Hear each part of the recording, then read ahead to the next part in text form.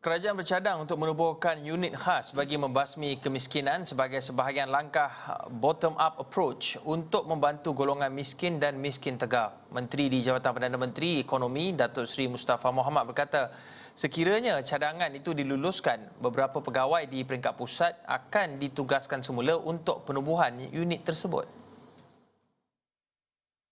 Mustafa berkata, apabila unit itu direalisasikan, kerajaan negeri serta daerah diharap dapat melakukan perkara yang sama supaya agenda membasmi kemiskinan dapat dilakukan secara holistik. Untuk diberi perhatian yang lebih kepada miskin, khususnya miskin tegar. Maka dengan itu, di peringkat kerajaan pusat, kita akan melalui penugasan semula pegawai, kita akan menubuhkan unit kemiskinan di peringkat pusat, dan kita harap kerajaan negeri dan peringkat daerah juga akan adakan tindakan yang sama.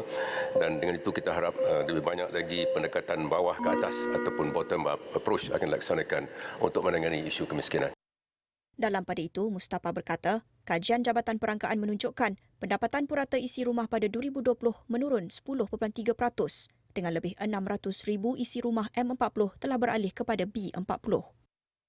Bagaimanapun, ahli Parlimen Jeli itu berkata, biarpun kerajaan lebih mensasarkan B40, beberapa langkah dan strategi telah digariskan dalam rancangan Malaysia ke-12 bagi meningkatkan pendapatan serta kesejahteraan hidup golongan B40 dan M40.